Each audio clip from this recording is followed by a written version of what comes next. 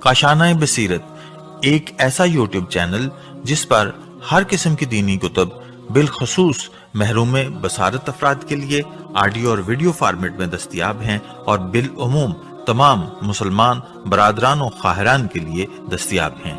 इसलिए आपसे गुजारिश है कि बेल आइकन को प्रेस करके हमारे इस चैनल को जरूर सब्सक्राइब कीजिए ताकि आइंदा आने वाली हर किताब आपको बर वक्त मिलती रहे। काशाना बसीरत, काशाना बसीरत, काशाना बसीरत, काशाना बसीरत।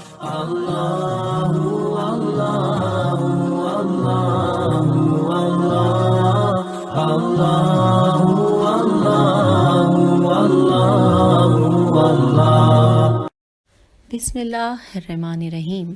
अस्सलामुअलैकुम सामीन, ये है काशान बसीरत का यूट्यूब चैनल और जिस किताब को हम मिलकर पढ़ रहे हैं उसका नाम है मदीना से मदीना तक और ये है पार्ट नंबर 3 और यहाँ पर हम पेज 40 पर रीडिंग का बाकायदा आगाज़ करने जा रहे हैं। हेडिंग है मुआविया का मदीना में इमाम हुसैन अलैहिस्सलाम से मुलाकात करना। जबकि इससे पहले हमने जो लास्ट रिकॉर्डिंग में जहाँ पर पढ़ा था वो मुआविया का यजीद के लिए बैत के लिए लेने का तरीक़ा, और अब उसी में हम आगे चल रहे हैं। जबकि हेडिंग है मुआविया का मदीने में इमाम हुसैन अलैहिस्सलाम से मुलाकात करना।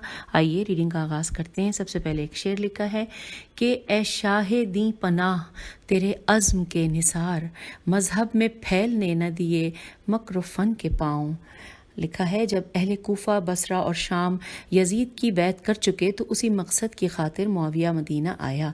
सबसे पहले उसने इमाम हुसैन अलैहिस्सलाम से मुलाकात की और जसारत करते हुए इमाम अलैहिस्सलाम की खिदमत में कहा कि ला मरहबा वला अहलन, खुदा की कसम मैं देख रहा हूँ कि आपका पाक खून बह रहा है। इमाम अलैहिस्सलाम ने फरमाया खामोश रहो और यूं बात न करो। मुआविया ने कहा इससे ज़्यादा भी कहूँगा। दूसरी रिवायत में है कि उसने मदीने में आकर इमाम हुसैन अलैहिस्सलाम से खुसूसी मुलाकात की और तन्हाई में अर्ज़ किया कि आप अलैहिस्सलाम जानते हैं कि तमाम लोगों ने यजीद की बैत कर ली है मगर सिर्फ 4 शख्सियतों ने बैत नहीं की है कि जिनमें आप सरवर व सरदार हैं, और आप अलैहिस्सलाम को इससे क्या और क्यों कर इख्तलाफ है। तो हज़रत अलैहिस्सलाम ने फरमाया कि क्या हुआ, तमाम इज्तिमा से सिर्फ मुझे मुखातिब किया, ये बात दूसरों से भी करो। फिर मुआविया ने अब्दुल्ला बिन ज़ुबैर को बुलाया और कहा कि तुम लोगों ने यजीद की बैत की है लेकिन 5 शख्सियतों यानी और ब्रैकेट में लिखा है कुरैशियों ने नहीं की, जिनका सालार तू है, आखिर तुम्हें क्या इख्तिलाफ है। अब्दुल्ला बिन ज़ुबैर ने कहा कि क्या मैं उनका सरदार और सालार हूँ। तो मुआविया ने कहा कि हाँ तुम ही उनके सालार हो। अब्दुल्ला ने कहा बाकियों को लाओ, अगर उन्होंने बैत की तो मैं भी उनमें से एक होऊंगा। फिर मुआविया ने अब्दुल्ला बिन उमर को बुलाया और नरमी से उसके साथ भी फजूल और बातिल बातें की। अब्दुल्ला बिन उमर ने कहा कि क्या तुम नहीं चाहते कि वो चीज़ जिससे सरजनिश और मलामत से बच जाओ और खूनों की हिफाजत हो तो और उससे अपने मकसद तक पहुंच जाओ। मुआविया ने कहा कि वो क्या चीज़ है। अब्दुल्ला बिन उमर ने कहा कि अपने तख्त पर बैठ जाओ और मुझसे बैत लेने की शर्त यह है कि तमाम मुसलमान एक स्याफाम और ग़ुलाम जंगी ज़ेनून गाफ छोटी ग़ुलाम जंगी की बैत कर लें तो मैं भी बैत करूँगा। फिर अब्दुर्रहमान बिन अबी बकर को बुलाया और कहा कि तुम किस जुर्रत और ताकत की बुनियाद पर मेरी मुखालफत कर रहे हो। अब्दुर्रहमान ने कहा कि मुझे उम्मीद है कि इसमें मेरे लिए बेहतरी है। मुआविया ने कहा मैं चाहता हूँ कि तुम्हारी गर्दन उड़ा दूँ। अब्दुर्रहमान ने कहा बिला जुर्म मेरे कत्ल पर खुदा तुझ पर इस दुनिया में लानत करेगा और आखिरत में तू आतिश जहन्नुम में जलता रहेगा। किताबुल इमामत व सियासत इब्ने तीमिया में मुआविया की इमाम हुसैन अलैहिस्सलाम से मुलाकात को यूँ लिखा गया है कि एक दिन मुआविया महफिल जमा कर बैठा था, अपने खवास नौकर और ग़ुलामों को अपने पास बुलाया और उनको उम्दा लिबास पहनाए और कहा कि इस महफिल में आम लोगों को आने से रोकना। उस वक्त इमाम हुसैन अलैहिस्सलाम और इब्ने अब्बास को बुलवाया। पहले इब्ने अब्बास मुआविया की महफिल में हाजिर हुए। मुआविया ने उनको अपनी मसनद पर साथ बिठाया और कुछ वक्त उनसे बात باتیں کی اور باتوں کے درمیان کہا کہ اے ابن عباس، خداوند متعال نے آپ کو حرم رسول صلی اللہ علیہ وآلہ وسلم کا مجاور اور اس مرقد اطہر سے انس دیا، یہ اللہ کا تمہارے اوپر خصوصی احسان ہے۔ ابن عباس نے کہا کہ ہاں، لیکن اس کے باوجود ہم بعض قناعت اور کل سے محروم ہیں، پھر بھی یہ اکثر اور مکمل ہے۔ خلاصہ معاویہ اور ابن عباس کے درمیان بہت ساری باتیں ہوتی رہیں۔ اس وقت محفل میں امام حسین علیہ السلام تشریف لائے۔ معاویہ نے ان کو اپنے پاس بٹھایا۔ پہلے معاویہ نے امام حسین علیہ السلام کی اولاد کی خیریت دریافت کی اور ان کی عمروں کے متعلق پوچھا۔ امام علیہ السلام نے جواب دیا۔ پھر معاویہ نے یہ خطبہ دیا کہ حمد خدا اور تعریف رسول صلی اللہ علیہ وآلہ وسلم کے بعد امام علیہ السلام کی خدمت میں عرض کی کہ یزید کا حال آپ لوگوں کو معلوم ہے اور خدا جانتا ہے کہ یزید کی ولی عہدی سے میرا مقصد صرف یہ ہے کہ امت میں میرے بعد اختلاف اور تفرقہ نہ ہو۔ میں اس یزید میں علم و کمال، مروت اور تقوی دیکھتا ہوں اور اس کو قرآن اور سنت رسول صلی اللہ علیہ وآلہ وسلم کے حوالے سے عالم جانتا ہوں۔ آپ علیہ السلام جانتے ہیں کہ رسول اکرم صلی اللہ علیہ وآلہ وسلم کی وفات کے بعد اہل بیت علیہ السلام کے باوجود اور بزرگ صحابہ مہاجرین و انصار نے ہونے کے باوجود ابو بکر خلافت کا متولی بن گیا۔ اے بنی عبد المطلب، میں اس اجتماع میں آپ سے انصاف کی توقع رکھتا ہوں، مجھے مثبت جواب دیں اور اس طرح یزید کی ولی عہدی کی تصدیق کریں۔ ابن عباس رضی اللہ بولنا چاہتے تھے کہ امام حسین علیہ السلام نے اشارہ کیا کہ تم خاموش رہو، کہ اس کی مراد اور مقصد میں ہوں۔ پھر امام علیہ السلام نے حمد خدا کی اور رسول صلی اللہ علیہ وآلہ وسلم پر درود بھیجا اور فرمایا کہ جس قدر فصیح خطیب رسول صلی اللہ علیہ وآلہ وسلم کی تعریف کریں تب بھی 1000 سے ایک تعریف کی ہے، اور تو نے اپنے بیٹے کی تعریف میں بہت افراط کی ہے اور حدود سے تجاوز کر گیا ہے۔ گویا کسی میم ہے جیم واو بے کی توصیف کی یا کسی غائب کی فضیلت بیان کی اور ان خرافاتی باتوں سے مسلمانوں کے عقیدوں کو خراب کر دیا۔ خدا کی قسم، یزید اپنے نفس پر دلیل حاذق ہے، الف ز قاف حاذق ہے، اور اس کے اعمال اس کے کردار پر گواہ ہیں۔ بہر صورت تو نے بات یزید کی ہے تو اس کی دختر بازی یا بریکٹ میں لکھا ہے زناکاری، شکاری کتوں، کبوتروں اور اس کے عیاشیوں کی تعریف بھی کرو۔ امت محمد صلی اللہ علیہ وآلہ وسلم کی کفالت کرنے سے تو درگزر کر جا، اپنے کئی گناہوں کے ساتھ فرزند زیاد کی دوستی کی بات نہ کر، کیونکہ تیری زندگی ختم ہونے والی ہے اور موت تک فاصلہ آدھے نفس کا ہے، پھر قیامت کا دن تیرے آگے ہے اور تیرا عمل ظاہر ہوگا۔ یہ جو کہا ہے کہ خلافت میرا حق ہے، تو خدا کی قسم یہ میراث پیغمبر صلی اللہ علیہ وآلہ وسلم ہے اور پیغمبر صلی اللہ علیہ وآلہ وسلم کے وارث ہم ہیں۔ تو نے ناجائز طریقے سے مرکز سے ہٹا دیا ہے اور غصب کر کے مالک بن گیا ہے۔ تیری ذمہ داری ہے کہ اس واضح حجت سے یقین کر لے اور حق اصلی مالکوں کو پلٹا دے۔ اب تو چند لوگوں کو تو گمراہ کر کے جو نہ صحبت رسول صلی اللہ علیہ وآلہ وسلم میں رہے اور نہ ان کا اسلام میں کوئی سابقہ ہے اور نہ دین میں راسخ ہیں، تو مسلمانوں کے لیے یہ امر مشکوک اور مشتبہ ہے کہ تو اپنے زندوں کو حاکم اور امیر بنا دے اور خود خدا کے عذاب میں گرفتار ہو جا۔ اس کے بعد لکھا ہے کہ معاویہ نے امام حسین علیہ السلام کی یہ باتیں سن کر ابن عباس سے کہا کہ تم لاؤ جو تمہارے پاس ہے، اور میں خود جانتا ہوں کہ آپ کی باتیں بھی ان سے زیادہ سخت اور زہر آلود ہوں گی۔ ابن عباس نے کہا کہ میں کیا کہہ سکتا ہوں، وہ سید الانبیاء صلی اللہ علیہ وآلہ وسلم کے فرزند ہیں اور خامس آل کسا اور اہل بیت مطہر علیہ السلام ہیں۔ اپنے ارادے سے درگزر کر جا اور دوسرے لوگوں سے یہ باتیں کر حتیٰ کہ خدا کا امر واضح ہو جائے اور وہی بہترین حاکم ہے۔ پھر آپ علیہ السلام اس مجلس سے چلے گئے۔ اگلی ہیڈنگ ہے نور الدین مالکی کا کلام، لکھا ہے فصول المہمہ میں۔ مالکی نے کہا ہے کہ ایک دن معاویہ معاویہ نے کہا کہ مسلمانوں نے یزید کی بیعت کر لی ہے اور اپنی مرضی اور خوشی سے بیعت کی ہے، لیکن چند لوگوں نے بیعت سے انکار کیا ہے، حالانکہ اگر وہ بھی تعاون کرتے تو بہت بہتر تھا، اور میں اگر یزید سے بہتر کسی کو دیکھتا تو اسے ولی عہد بناتا۔ خامس آل ابا نے فرمایا کہ یہ بات یوں نہیں کہ تو نے ان کو جو یزید سے نسب، حسب، فضیلت، علم و دین کے لحاظ افضل ہیں چھوڑ دیا اور اس کو امت رسول صلی اللہ علیہ وآلہ وسلم پر حاکم بنا دیا۔ معاویہ نے کہا کہ آپ علیہ السلام کا مقصود اس کلام سے آپ علیہ السلام خود ہیں۔ امام علیہ السلام نے فرمایا کہ ہاں، اور میں فضول اور بے مقصد بات نہیں کرتا۔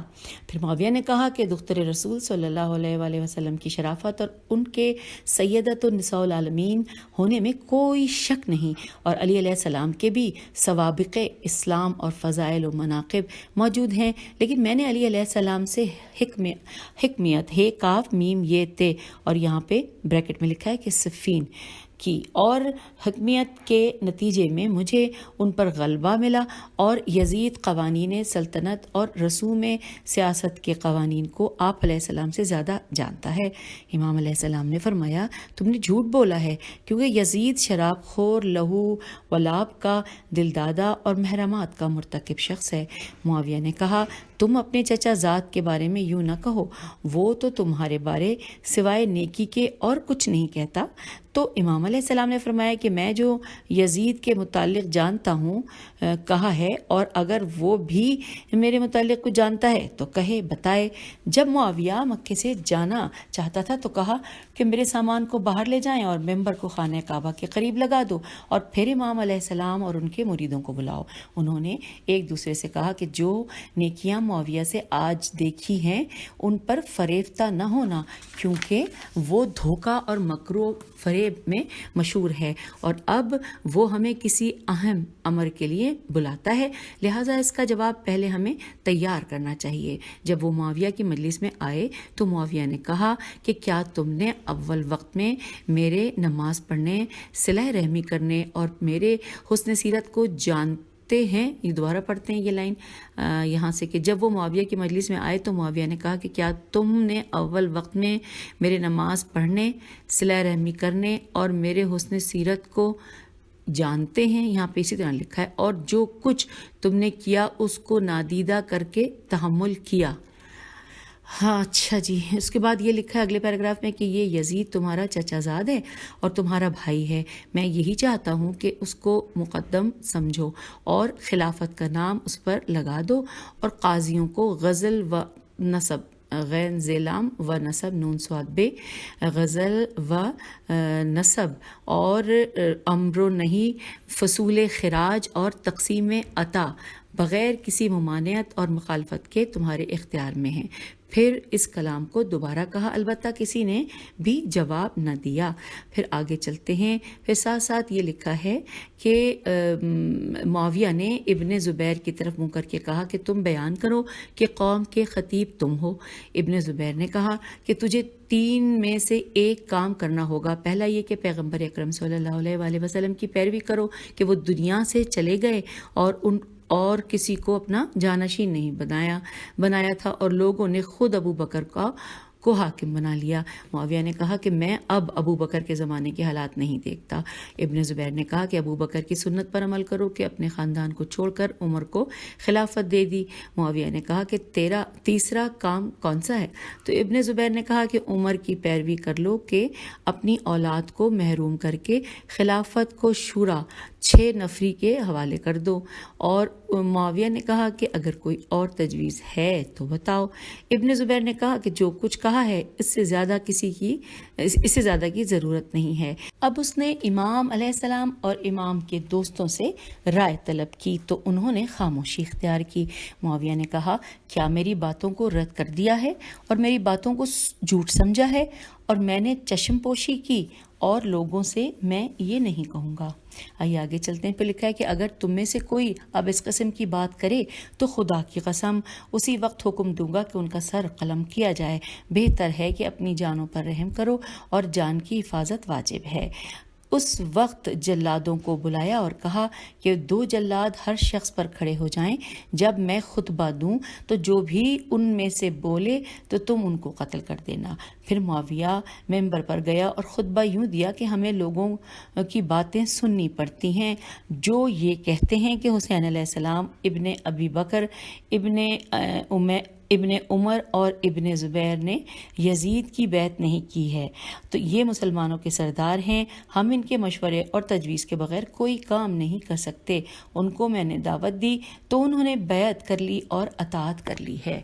شامیوں نے کہا بس کرو، ان کی بات کو بڑا بنا رہا ہوں، تو ابھی اجازت دے، ہم ان کی ابھی گردنیں اڑائے دیتے ہیں، کیونکہ ہم اس بیعت پر راضی نہیں جو انہوں نے خفیہ طور پر کی ہے، جب تک کہ ظاہری طور پر بیعت نہ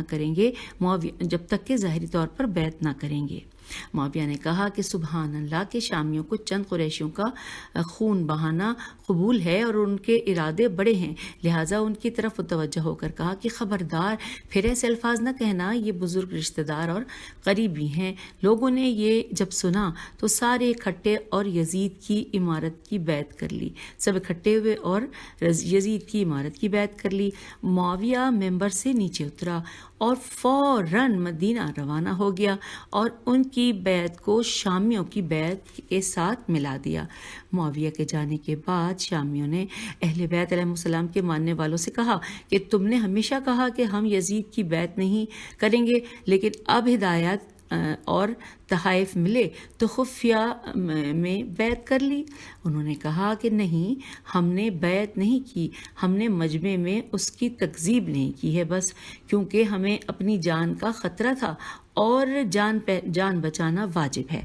اس نے تمہاری دلالت سے ہمیں دھوکہ دیا اور ہماری بیعت کا نام لے کر تم سے مکر و فریب کیا۔ پھر لکھا ہے کہ عبداللہ بن عمر گھر چلے گئے۔ معاویہ نے بنی اسد، بنی تمیم، بنی مرہ کے عطیات دگنے کر دیے اور بنی ہاشم کے بیت المال سے عطیات روک دیے۔ ابن عباس رضی اللہ معاویہ کے پاس گئے اور کہا کہ باقی تمام کو عطیات دے رہے ہو، لیکن بنی ہاشم کے بند کر دیے ہیں۔ تو اس نے کہا کہ کیونکہ امام حسین علیہ السلام نے بیعت نہیں کی اور تم نے ان کی موافقت کی۔ ابن عباس رضی اللہ نے کہا کہ ابن عمر، ابن ابی بکر اور ابن زبیر نے بھی بیعت سے انکار کیا، لیکن تم نے ان کو عطیات دیے ہیں۔ تو معاویہ نے کہا کہ تم ان کی طرح نہیں ہو، خدا کی قسم، جب تک حسین علیہ السلام یزید کی بیعت نہیں کریں گے تمہیں 1 درہم بھی نہیں ملے گا۔ اب ابن عباس رضی اللہ نے کہا کہ میں بھی خدا کی قسم اٹھاتا ہوں کہ تمام اسلامی حدود میں لوگوں کو تمہارے ان مظالم سے آگاہ کروں گا اور لوگوں کو تمہارے خلاف بھڑکاؤں گا۔ اب معاویہ نے بھی بنی ہاشم کے عطیات کی اجازت دے دی اور امام علیہ السلام کو عطیات بھیجے، لیکن امام حسین علیہ السلام نے رد کر دیے اور قبول نہ کیا۔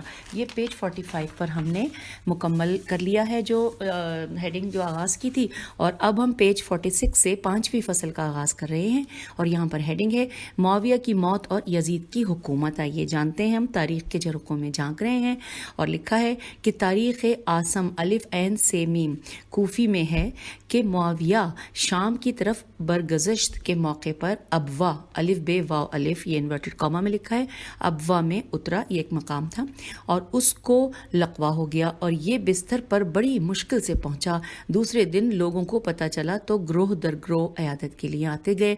معاویہ نے کہا مصیبتیں 2 وجوہات کے باعث آتی ہیں۔ نمبر 1، بسبب گناہ کہ خدا ان پر عذاب کرتا ہے تاکہ دوسروں کو عبرت ہو اور وہ گناہ نہ کریں۔ نمبر 2، بسبب عنایت خدا تاکہ اس کو ان تکالیف کے بدلے بہت زیادہ ثواب حاصل ہو۔ آج اگر اس بیماری میں مبتلا کیا گیا ہے تو میں کیا کر سکتا ہوں؟ یہ ایک عضو بیمار ہے تو دوسرے اعضاء درست ہیں۔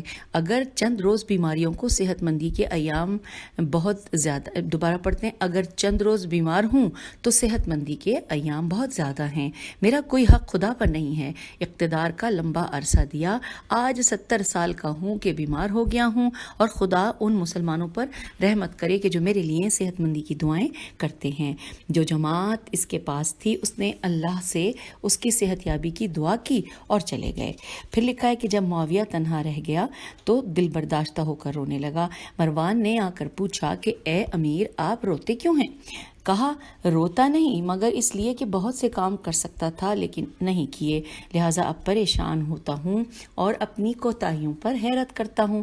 دوسرا روتا اس لیے ہوں کہ یہ بیماری لقوہ میرے لیے ایک عضو پر ظاہر ہو گئی ہے جو روز بروز بڑھتی جا رہی ہے۔ مجھے یہ خوف ہے کہ شاید مصیبت مجھ پر اس لیے آتی ہے کہ علی علیہ السلام بن ابی طالب علیہ السلام کے خلاف چالاکی سے کی خلافت چالاکی سے چھین لی اور حجر بن عدی اور اس کے ساتھیوں کو قتل کیا اور مجھ پر جلدی عذاب ہو گیا ہے، اور یہ سارے دکھ میں یزید کی محبت میں دیکھ رہا ہوں۔ اگر یزید کی محبت نہ ہوتی تو میں سیدھے راستے پر ہوتا اور اپنی رشد کو پہچانتا، لیکن یزید کی دوستی نے مجھے ایسی حرکتوں، باتوں اور جنگوں پر چڑھایا کہ آج میرے اوپر دشمن ہنستے اور دوست روتے۔ پھر وہ مقام ابوا سے شام پہنچا، گھر میں گیا تو بیماری زوروں پر تھی اور اس نے پورے چہرے کو اپنی لپیٹ میں اس بیماری نے لے لیا تھا، اور روزانہ رات کو بڑے شور شرابے والے خواب دیکھتا تھا اور ان سے ڈرتا تھا۔ کبھی کبھی ہذیان بکتا تھا، پانی بہت پیتا تھا، اس کی پیاس بجھنے کا نام ہی نہ لیتی تھی، ہر لحظہ بعد بے ہوش ہو جاتا تھا۔ جب ہوش آتا تو یہی منہ سے بآواز بلند بولتا کہ انورٹڈ کاما کہ میں نے کیا کیا اے حجر بن عدی، میری کیا دشمنی تھی، میں نے کیوں آپ کو قتل کیا؟ اے عمرو بن حمق، مجھے کیا تھا کہ تمہاری میں نے مخالفت کی؟ اور اے فرزند ابو طالب، یا علی یا علی یا علی، اے میرے اللہ، یا الہی، اگر مجھے عذاب دینا ہے تو میں حقدار ہوں، اور اگر معاف کر دے تو مہربان اور کریم خدا ہے۔ معاویہ کی یہی حالت رہی اور یزید ایک لحظہ بھی دور نہ ہوا۔ اسی دوران معاویہ پر بار بار بے ہوشی طاری ہو جاتی تو ایک قریشی عورت نے کہ جو وہاں موجود تھی کہا کہ معاویہ اب مر گیا ہے، تو معاویہ نے آنکھیں کھولیں اور کہا کہ اگر معاویہ مرا ہے تو سخاوت کا پہاڑ غرق ہوا۔ پھر اپنے گلے میں لٹکائے تعویذ کو کھینچا اور دور پھینک دیا۔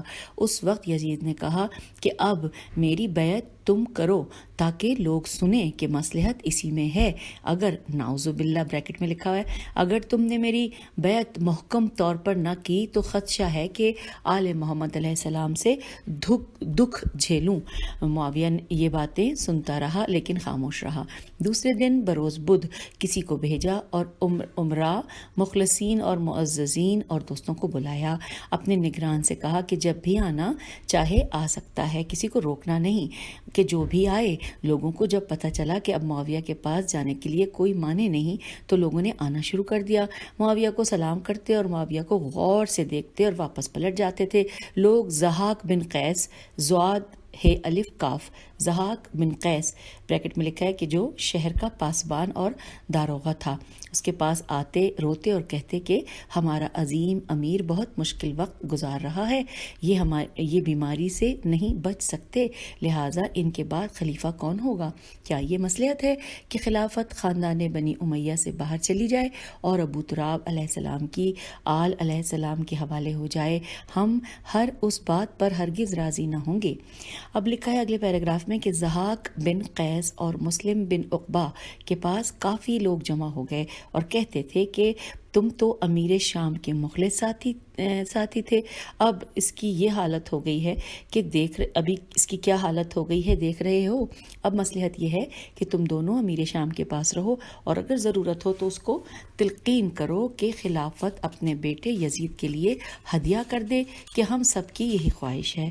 ضحاک اور مسلم دونوں معاویہ کے پاس آئے، سلام کے بعد کہا امیر کا کیا حال ہے، کیا کوئی بہتری ہوئی ہے؟ معاویہ نے کہا میں اپنے بہت زیادہ گناہوں کی وجہ سے اللہ کے عذاب سے ڈرتا ہوں، لیکن پھر بھی اسی کی رحمت کا امیدوار ہوں۔ ضحاک نے کہا کہ ایک بات میں اپنے امیر سے کرتا ہوں کہ لوگوں نے جب امیر کی حالت دیکھی ہے تو وہ بہت پریشان ہیں اور مشکل میں پڑ گئے ہیں، اختلاف کا خطرہ پیدا ہو گیا ہے۔ ابھی تو آپ زندہ ہیں تو یہ حالات ہیں، لیکن جب دنیا سے چلے گئے تو نہ معلوم کیا ہوگا۔ مسلم بن عقبہ نے کہا لوگوں کے دل یزید کو خلیفہ بنانے کے لیے تیار ہیں اور تمام اس سے محبت کرتے ہیں۔ امیر شام کی یزید کے بارے میں پریشانی دور ہو گئی۔ اے امیر، آج مصلحت یہی ہے کہ دنیا سے جانے سے کوئی بات نہ کرو اور یزید کی خود بیعت کرو اور اس کام کو اور اس کام کو پائے تکمیل تک پہنچاؤ۔ تو معاویہ نے کہا کہ مسلم، تم نے بالکل درست کہا، میرے دل میں عرصہ دراز سے یہی آرزو تھی کہ یزید میرے بعد خلیفہ ہو، اور کاش یہ خلافت میرے خاندان میں قیامت تک رہے، اور ابو طالب علیہ السلام کی اولاد کو میری اولاد پر کبھی غالب نہ کرنا۔ لیکن آج بدھ ہے، اور جو کام بدھ کو کیا جائے تو اس کا انجام خراب ہوتا ہے۔ کل تک توقف کر کہ مجھے کچھ طاقت ہو اور میں یہ کام مکمل کر سکوں۔ ضحاک اور مسلم نے کہا کہ لوگ جمع ہیں، آپ کی اقامت کے باہر کھڑے ہیں، اقامت الف قاف الف میم تے کے باہر کھڑے ہیں، وہ واپس نہیں جاتے جب تک تو یزید کی بیعت نہ کرے گا۔ معاویہ نے کہا کہ جو لوگ باہر کھڑے ہیں ان کو اندر بھیجو۔ ضحاک اور مسلم باہر آئے اور لوگوں سے 70 آدمی معروف چن کر معاویہ کے پاس بھیجے۔ وہ آئے، انہوں نے سلام کیا۔ معاویہ نے بہت کمزور آواز سے جواب دیا اور کہا، اے اہل شام، مجھ سے راضی ہو؟ سب نے کہا، ہم خوش ہیں۔ آپ نے عمومی طور پر تمام اہل شام پر شفقتیں کیں اور جو کبھی ہم فراموش نہیں کر سکتے۔ آپ نے ہم پر احسانات کیے، معاویہ کی تعریفیں کی اور علی علیہ السلام کی توہین کرتے رہے، اور ذلت کی خاک اپنے منہ میں خود ہی ڈالتے رہے، کیونکہ نفس رسول صلی اللہ علیہ وآلہ وسلم رسول خدا کو گالی بکتے رہے، اور معاویہ و یزید کی خوشنودی کے لیے انہوں نے بہشت کو چھوڑ کر دنیا کو اختیار کیا، اور کہا کہ علی علیہ السلام نے عراق سے شام کے لیے لشکر سے حملہ کیا، ہمارے مردوں کو قتل کیا، شہریوں کو خراب حال کیا، اب اس کے بیٹوں کو ہمارا حاکم اور خلیفہ نہیں بننا چاہیے۔ پس ہماری مراد یہ ہے کہ یزید خلیفہ ہو، اور ہم نے اس پر اتفاق کیا ہے، ہم سب کی رضامندی اسی میں ہے، اور اس کام میں ہماری جانیں بھی چلی گئیں تو کوئی حرج نہیں، ہم ڈرنے والے نہیں، جان کی بازی لگا دیں گے۔ معاویہ ان باتوں سے خوش ہوا اور اٹھ بیٹھا اور اپنے نگران سے کہا کہ تمام لوگوں کو بلاؤ۔ لوگ بلائے گئے، کافی لوگ آئے اور معاویہ کی اقامت گاہ بھر گئی۔ تو معاویہ نے کہا کہ اے لوگوں، تم جانتے ہو کہ دنیا کی انتہا زوال ہے، ہر شخص کی عمر ختم ہو جانی ہے۔ آج میں زندگی کے آخری سانسیں لے رہا ہوں، لیکن میرا دل اب بھی تمہارے لیے تڑپ رہا ہے تاکہ جس کو چاہو میں خلیفہ بنا دوں اور خلافت کی تمام تر ذمہ داری اس کے اوپر ڈال دوں۔ تمام لوگوں نے بآواز بلند کہا کہ ہمیں یزید کے علاوہ کوئی خلیفہ نہیں چاہیے۔ معاویہ نے جب ان لوگوں کا مبالغہ دیکھا تو ضحاک سے کہا کہ یزید کی بیعت کرو۔ ضحاک نے بیعت کی اور اس کے بعد مسلم بن عقبہ نے یزید کی بیعت کی، پھر لوگ باری باری یزید کی بیعت کرتے جاتے۔ جب سب نے بیعت کر لی اور باہر چلے گئے تو معاویہ نے یزید کو بلایا اور کہا کہ خلافت کا لباس پہنو۔ اس نے پہنا، اس کے سر پر دستار رکھی، زرہ پہنائی، انگلی میں انگوٹھی پہنائی، عثمان کی خون آلود قمیض کو زرہ کے اوپر ڈالا، اپنے باپ کی تلوار حمائل کی اور باہر آیا اور مسجد میں گیا اور ممبر پر بیٹھ گیا اور خطبہ دیا اور زوال تک ممبر سے نہ اترا۔ ہر قسم کی باتیں ممبر پر کرتا رہا۔ باقی شامیوں سے بیعت لی۔ زوال کے وقت ممبر سے اتر کر باپ کے سرہانے آیا تو دیکھا کہ باپ موت کی سختی کی وجہ سے اپنے آپ میں لپٹا جا رہا تھا اور وہ عقل و ہوش میں نہ تھا۔ آدھی رات کو ہوش آیا، آنکھ کھولی تو یزید کو اپنے پاس بیٹھا پایا۔ پوچھا، بیٹا کیا ہوا؟ یزید نے کہا، مسجد میں گیا ہوں، ممبر پہ خطبہ دیا ہے، تمام لوگوں نے اپنی رغبت اور محبت سے میری بیعت کی اور خوش ہو کر وہ واپس چلے گئے۔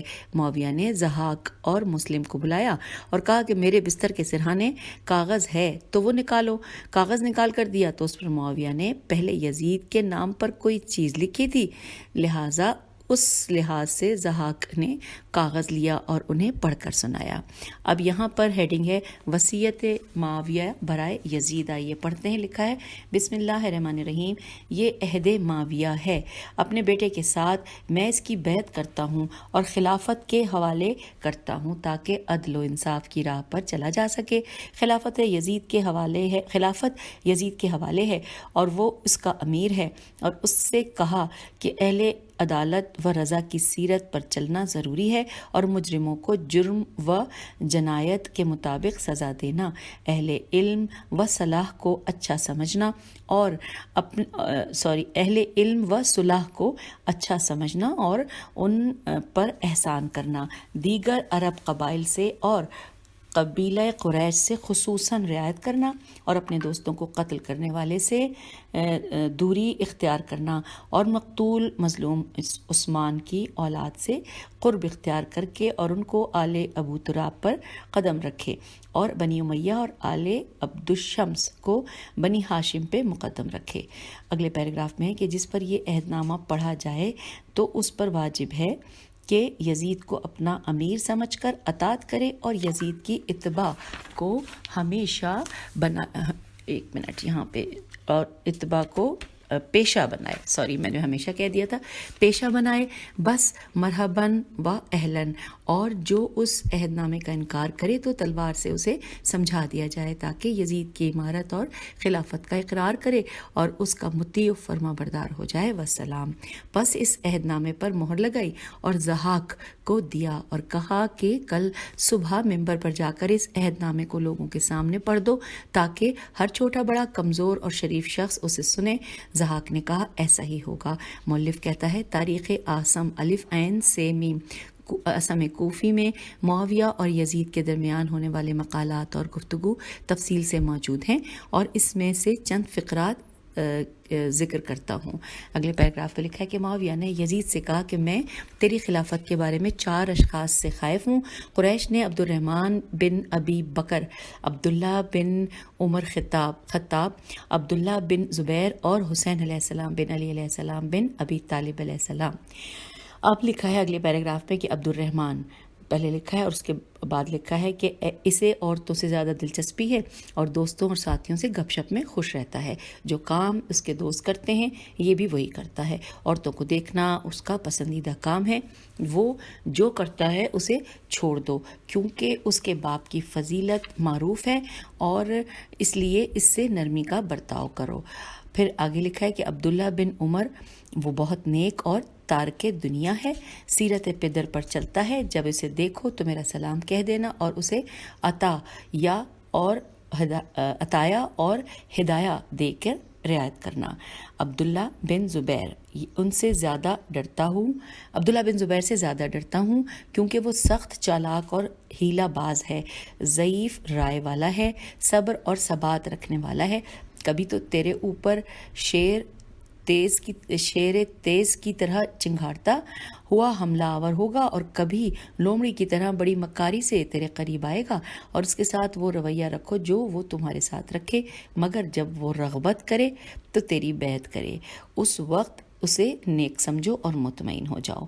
ہاں حسین ابن علی علیہ السلام، یزید کیا کہوں، ان کا خیال رکھنا، ان کو ناراض نہ کرنا، جہاں جانا چاہیں انہیں ممانعت نہ کرنا، لیکن کبھی کبھی تہدید کرتے رہنا، خبردار انہیں تلوار نہ دکھانا اور نہ للکارنا، جس قدر ہو سکے ان کا احترام کرنا۔ اگر اہل بیت علیہ السلام کا کوئی شخص تیرے پاس آئے تو اسے بہت زیادہ ہدیہ دینا اور اسے راضی خوشی اور خوش دلی واپس پلٹانا۔ یہ اہل بیت علیہ السلام ہیں جو عظمت اور عزت بلند سے زندگی گزارنے والے ہیں۔ ایسا نہ کرنا کہ تو رب کے پاس پہنچے تو تیری گردن پر امام حسین علیہ السلام کا خون ہو۔ خبردار حسین علیہ السلام کو پریشان نہ کرنا اور ان کے کسی اعتراض پر ان کو تکلیف نہ دینا، کیونکہ وہ فرزند رسول علیہ السلام ہیں۔ حق رسول صلی اللہ علیہ وآلہ وسلم کا خیال کرنا۔ اے بیٹے، تم جانتے ہو کہ میرے سامنے امام حسین علیہ السلام نے جو سخت سے سخت بات بھی کی، میں نے اس لیے تحمل کیا کہ وہ فرزند رسول علیہ السلام ہے۔ اس بارے میں جو مجھ پر واجب تھا میں نے کہہ دیا، تجھے ان مشکلات سے خبردار کیا ہے اور ڈرایا ہے۔ پس معاویہ نے ضحاک اور مسلم کی طرف توجہ کی اور کہا کہ میں نے یزید کو جو نصیحتیں کی ہیں تم دونوں ان پر گواہ رہنا۔ خدا کی قسم اگر حسین علیہ السلام دنیا کے ہر بہترین چیز دوبارہ پڑھتے ہیں کہ خدا کی قسم اگر حسین علیہ السلام دنیا کی ہر بہترین چیز خود لے اور دنیا کی بدترین چیز مجھے دے تو میں پھر بھی تحمل کروں گا، اور میں ایسا شخص کبھی نہ بنوں گا کہ مر جاؤں تو میری گردن پر حسین علیہ السلام کا خون ہو۔ اب پھر لکھا ہے کہ اے بیٹے، میری وصیت کو سنا ہے؟ یزید نے کہا ہاں سنا ہے۔ پھر اس کو چند نصیحتیں کی اور ایک ٹھنڈی سانس لی اور وہ بے ہوش ہو گیا۔ جب ہوش میں آیا تو کہا کہ جا الحق وَزَهَقَ الْبَاطِلُ، پھر اٹھ کھڑا ہوا اور یہ مناجات پڑھی، پھر اپنے اہل بیت اور اپنے چچا زاد بھائیوں کی طرف دیکھا اور کہا اللہ سے ڈرنا، کیونکہ اللہ سے ڈرنا ہی عقیدے کا استحکام ہے۔